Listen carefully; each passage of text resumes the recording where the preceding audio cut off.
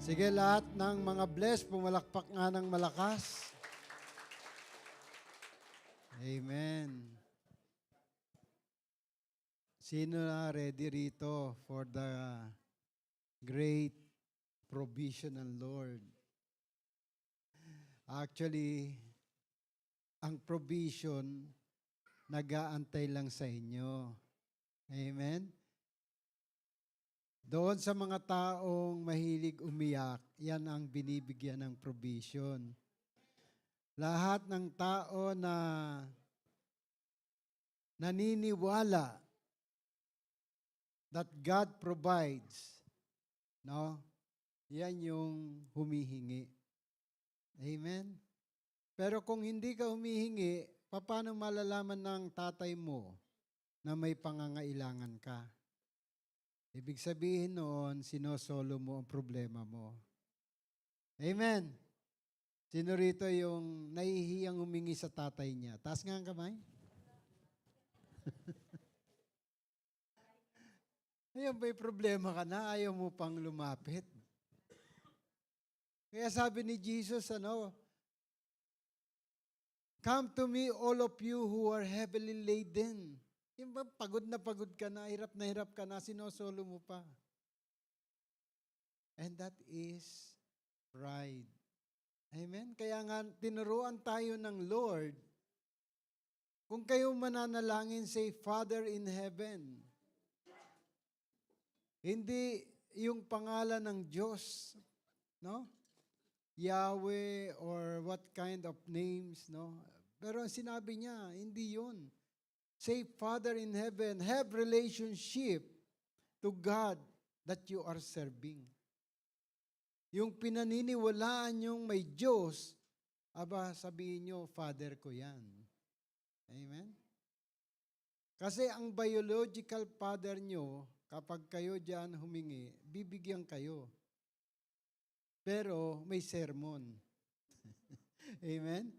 Pero ang tatay nyo, hindi yan magsasalita. Sermonan kayo through your pastor.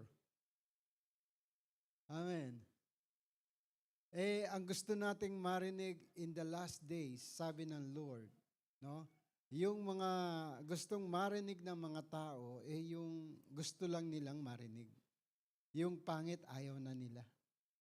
Kaya yung repentance, wala na sa puso ng tao. Amen? Ayoko diyan kay pastor. Panay sermon yan. Sa mga di ba? Umaalis na lang sila. Bakit? Hindi sila nasusunod. Tandaan natin ito, kaibigan kapatid. Kaya ka nandito para sundin ang Diyos. Ang Diyos ang nagsalita, hindi tao. Ang nangyayari kasi sa tao, gumagawa sila ng Diyos para sila masunod. Panahon pa ni Constantine yan. Kaya nagkaroon ng mga iba-ibang sekta kasi they want to hear what they want to hear. And they want to listen only to the things that they know. And that is the knowledge of good and evil. Ito tama, ito. So kapag yung tama na sinabi sa kanila, hindi. Ito ang kinalakihan ko. Ito sinabi sa akin ng nanay ko, ng lola ko. Ito na ginagawa ng aming mga pamilya. So, ano nangyayari?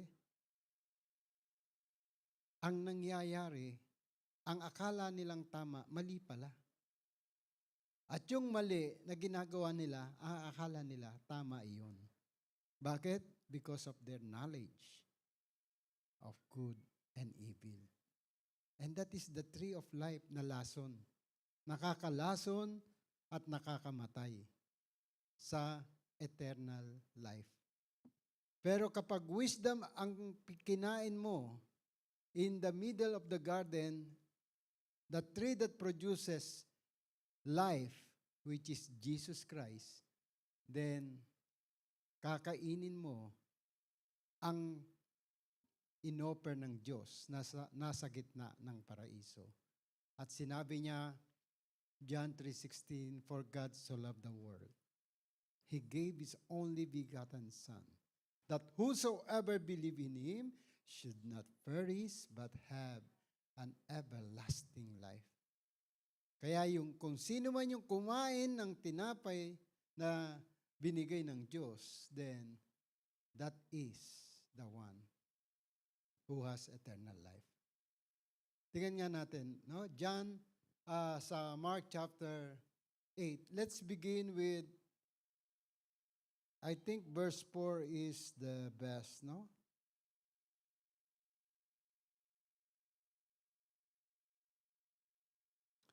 Let's begin with Mark 8:4. And this disciple answered him, and his disciple answered, but where in this remote place can anyone get enough bread to feed them? No? Nagsabi kasi si Jesus sa verse 3, pakainin yan. And I sent them away. If I send them away, fasting to their own house, hindi sila makakarating doon at sila ay hihimatayin. They will faint by the way, for diverse of them came from afar. Galing pa ng Iloilo, Bisaya, no? Malayo pinanggalingan yan. Galing pa ng Bicol, galing pa ng... Pag sila ginutom ko, ako, may islay niyan. Pagbaba dyan, di ba? Yan ang nakita ni Jesus, compassion sa tao. Nagugutom ang mga taong ito. Kailangan ng kalakasan. Ang Bible sabi, He already provided everything to us. Kaya sabi ng Lord, kulang lang sila sa susi, sa kaalaman. Kailangan bigyan sila ng kaalaman. Bakit? Hindi nila naunawaan. Sabi rito, no? And his disciple answered him, from where can a man satisfy this man with bread here in wilderness? Nandito kami sa Dubai, nasa disyerto. Sino magbibigay sa amin ng bread? Punta na lang kayo sa Bread Talk, no? Dami ron. Nag-commercial pa. But sabi rito, and his disciple answered him, from where we can get it? Okay, verse 5, basahin nyo. Ano sabi ni Jesus? Verse 5, and he asked them, how many loaves have ye? And they said, 7. Sabihin mo sa katabi mo, tanungin mo, ilan laman ang bulsa mo?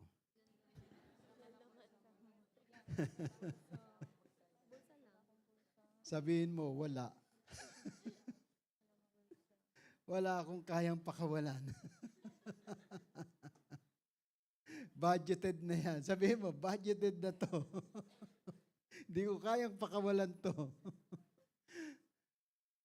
Kasi natural yung pag-iisip ng mga disciple ni Jesus. Ang tanong niya, spiritual. Kasi spiritual man siya. Ang sagot ng mga natural, wala. Kahit meron kukunti lang. Amen? Yung sobra lang. Sa tao, leftover lang kaya ko ibigay sa Diyos. Yung leftover ko. Pero sa Diyos, no? Pamula sa wala, magkakaroon ka ng leftover. Hello? Sino naniniwala roon? Pamula sa wala, bibigyan ka ng Lord ng leftover. Basta ang leftover mo, bigay mo kay Lord. Amen? Baka leftover na, gusto mo pa angkinin. No, actually, the Lord is only testing us when giving. Amen? Okay, verse 6. And he commanded the people to sit down. Sige, kayo po. And he commanded the people to sit down on the ground. And he took the 7 loaves, and gave thanks, and brake, and gave to his disciples to set before them. And they did set them before the people. Praise God. He broke the 7 loaves kasi yun lang ang naabot ng kanyang kamay, ano? Yung inabot sa kanyang kamay, and gave thanks and break and gave to his disciple to set before them. No, kapag kayo meron ng budgeted na, pastor, sa isang linggo, 7 days, itong nasa hawak ko.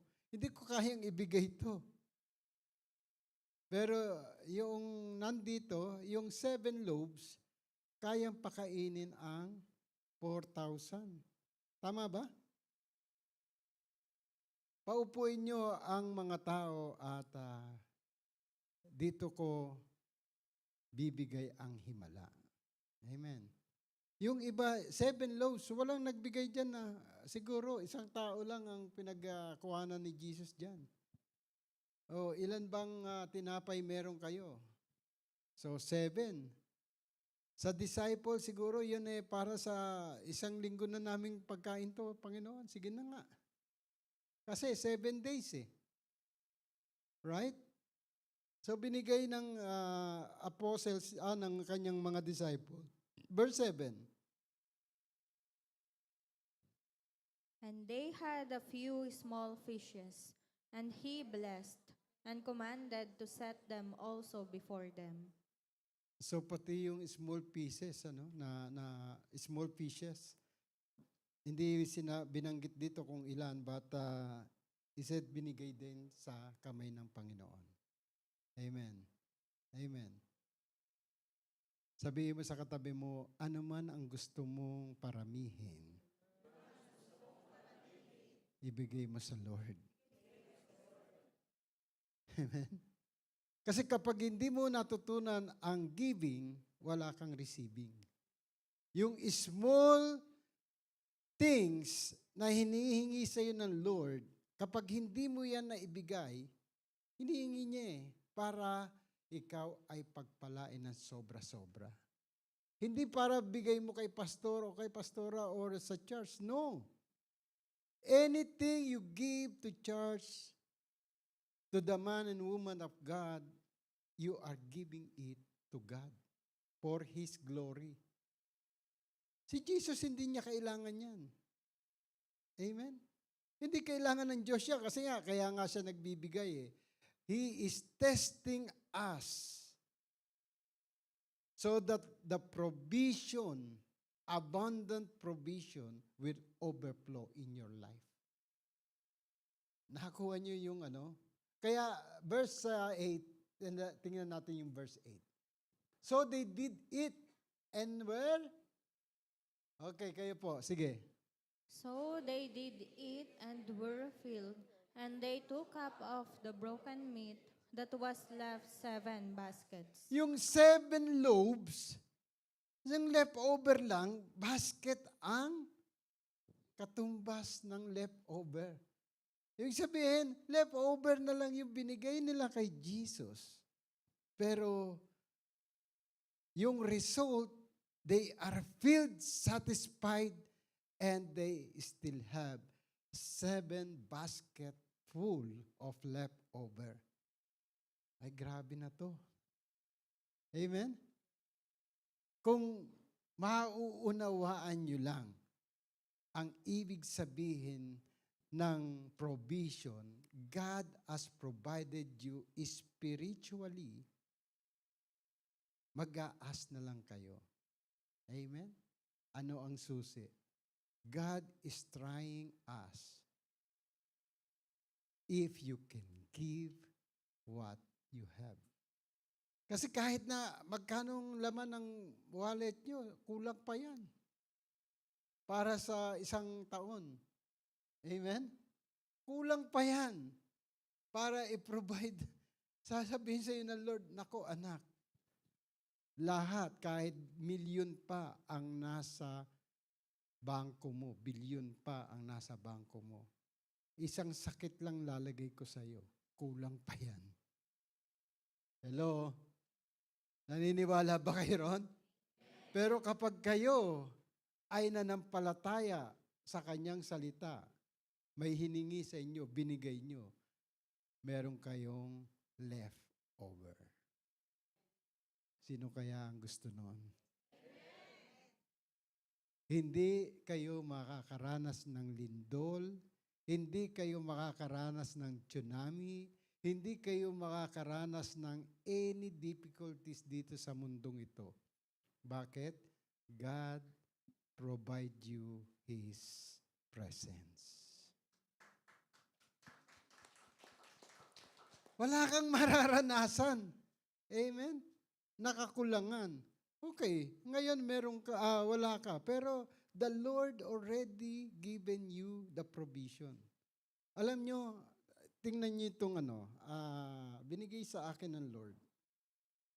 In Genesis chapter 22. Let's begin to read in verse 6.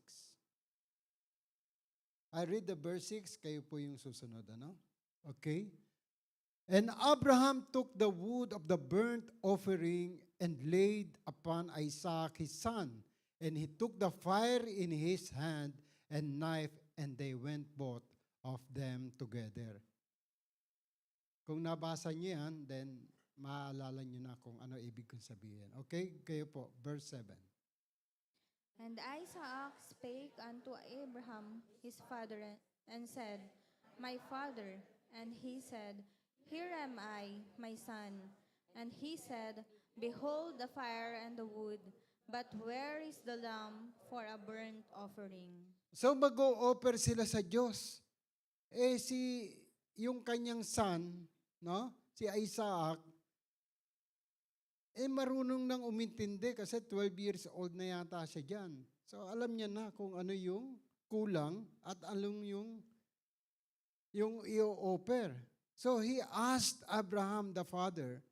Abraham said, nagpunta siya, wala naman siyang offering. Ano sabi ng verse 8? Abraham, My son, God will provide himself a lamb for burnt offering. So they went both of them together. So by faith, kaya tinawag si Abraham na father of faith because he knows God will provide. Ang provision na hinahanap ng anak, alam na Abraham sa kanyang puso't isipan na ang Diyos hindi pwedeng hindi mag-provide. Kasi pangako ng Diyos kay Abraham, siya yung magiging father of all nation. Paano kung iisa lang ang anak niya, i-offer niya pa sa Diyos? Di wala na.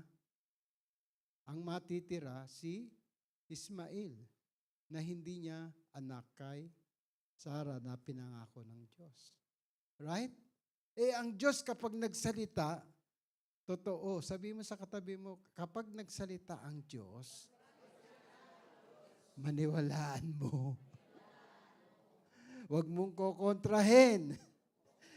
Amen? Para sa iyo yun. Kaya sabi rito, God will provide kasi nandun yung faith ni Abraham. Nung tinawag si Abraham, pinakita ng Diyos ang kanyang lupain. Kasama niya si Lot. Ang pinakita ng Diyos kay Lot, maganda, mga green. Pero yung kay Abraham, sabi ni Abraham, sige Lot, mamili ka kung alin gusto mo. Ang pinili ni Lot, siyempre, yung green pasture. Pinili niya yung Amerika. Sige, akin na lang itong Dubai, itong UAE, sabi ni Abraham. Pero doon siya pinagpala, doon sa mga bulubundukin. At yung kay Lot, alam niyo na nangyari roon, di ba? Yung pinili ni Lot, yung na yon ay nagkaroon ng kahirapan doon sa pinili niya. Actually, hindi sa pagpili mo ang pagpapala. Yugyugin mo yung katabi mo, lahat ng pagpapala, hindi sa iyong isipan. It is provided by God. Amen? Kaya alam ni Abraham no? So, God will provide Himself a lamb. At yan ay nangyari. Libo-libong taon nakalipas, ang hinahanap natin provision. Right? Noong si Moses at ang kanyang mga tauhan o mga kanyang mga dinala from Egypt into the promised land, no? Nagkaroon ng mga milagro ang Panginoon doon. Pero ang mga tao reklamador. Nung si Moses nagalit tuloy si Moses, no? Ang ginawa niya, instead na sundin niya ang Panginoon, hinampas niya na lang yung bato diyan sa Saudi Arabia. Kaya nagkaroon ng yung momental na biyak na bato. Hindi sa Pilipinas, dito sa Saudi. Nung hinampas niya yung bato na yon, because reklamador nga mga tao, nag-provide na ang Diyos ng kanilang pangangailangan. Nanghingi pa ng tubig at nagreklamo, ayun, nagalit si Moses. Kaya pati si Moses nadamay, hindi nakarating sa promised land. Yung Joshua generation na lang ang nakarating. Nabasa niyo ba yun o nabalitaan niyo? Ha? Sino rito nakabasa? Ako konti lang nagbabasa ng Bible. How about yung yung nakabalita? Taas ang kamay. Amen? So, tandaan natin, the wisdom is cometh from the Word of God. Basahin natin araw-araw. So that we may be able to understand what the Word means to us. No? Hindi yung nakikinig ka lang doon sa mga nagbabasa. But you have to understand it fully into your heart. Kaya yung unleavened bread, no? Nangyari yan kasi after ni Moses doon sa tawag dito na iniligtas ang mga Israelites sa kamay ng Egyptian, they have the unleavened bread, no? Kaya yung celebration parate ng anong tawag doon? Passover, no? Parati nilang inaalala yung manna at yung unleavened bread na inano nila during the time ng paghihirap nila. Actually, yung mga flakes, no? Dumaan doon at in memorandum o in memory of what God did to them, kaya sila ng unleavened bread. Amen? And that actually, sa panahon natin ngayon, ang unleavened bread ay walang iba kundi ang salita ng Diyos. Okay, balik na tayo doon sa ating pinag-aaralan. In Mark chapter 8. The reason why I told you about the history, para malaman nyo kung ano pa ibig sabihin ni Jesus Christ about dito. Pinagalitan niya ang kanyang mga disciple. Okay? Mark chapter 8. Let's begin with verse 11. Okay? And the Pharisees came forth, and began to question. Sino yung mga nagtanong? Yung mga marurunong about the Word of God. And the Pharisees began to question him, seeking of him a sign for heaven, tempting him. Sige nga, magpakita ka nga ng sign, magpaulan ka ng apoy o mag-ano ka ng para paniwalaan ka namin yung mga sinasabi mo. Ano sinabi riyan ni Jesus? Basahin niyo verse 12.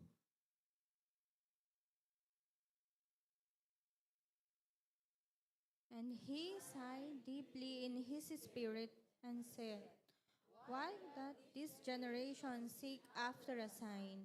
Verily I say unto you, there shall no sign be given unto this generation. Verse 13. And he left them, and entering into the ship, again departed to the other side. Oh, iiwanan kayo ni Jesus.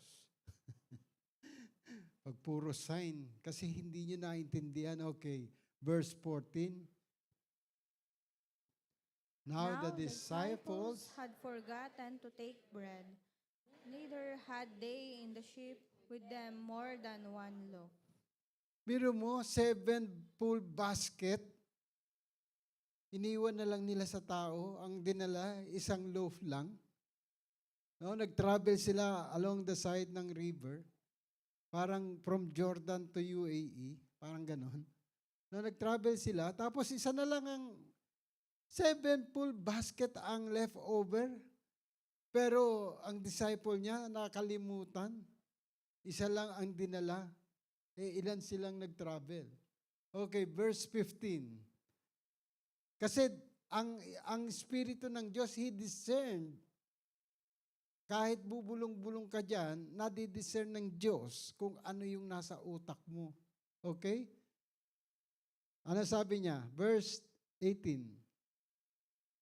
And he charged them, saying, Take heed, beware of the leaven of the Pharisees, and of the leaven of Herod. Leaven of Pharisees and leaven of Herod. Kasi yun yung lalason sa utak mo. Tatakutin ka. Amen? Sige nga, pakita mo nga kung ang Diyos mo totoo. Let sign, wonders, and miracles show us this. From which authority you take that? Bakit ka nagpapagaling? Pakita mo sa amin. Pakita mo sa amin. Dali, dali, dali. Parang ganyan yung ginagawa ng Pariseo at Sadducees. Ano? Kaya sinabihan niya ang kanyang mga disciple, take heed.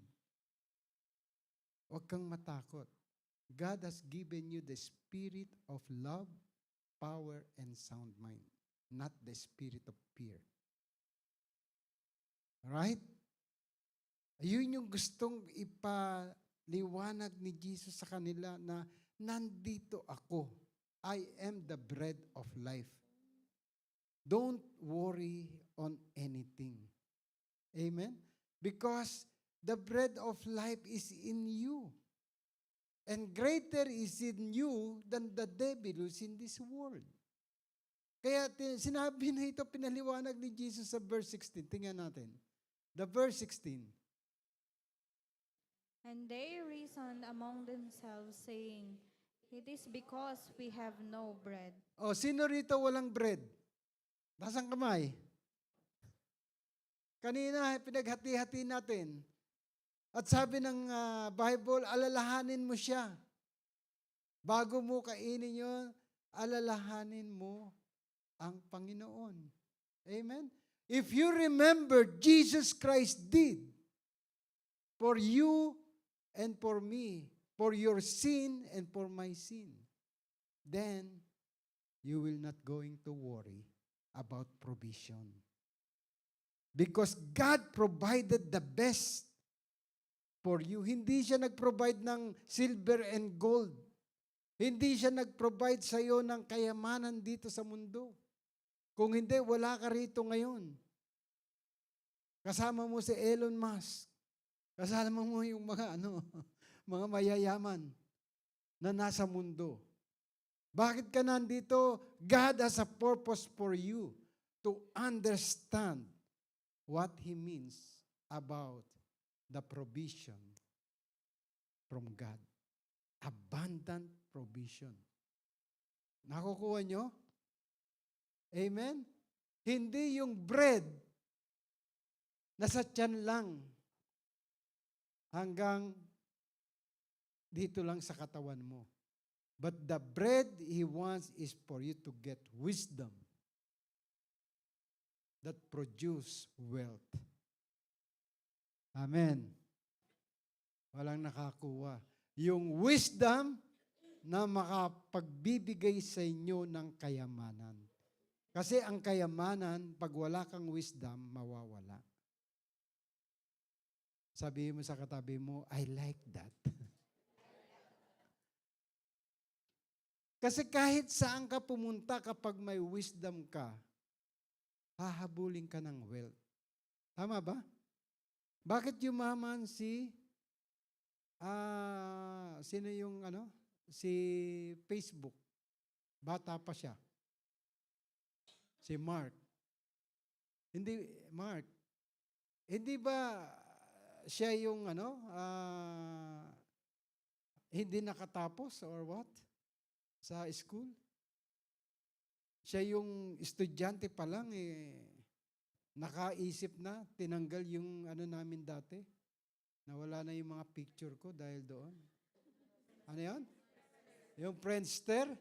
Ay, grabe. Sabi ko, bakit tinanggal nito yung mga picture ko? Hindi ko na yung archive. Sabi ko, ito yung magpapaalala sa akin eh. Ito yung naipon ko doon sa Saudi Arabia nung araw. Picture. Friendster. Tinanggal ni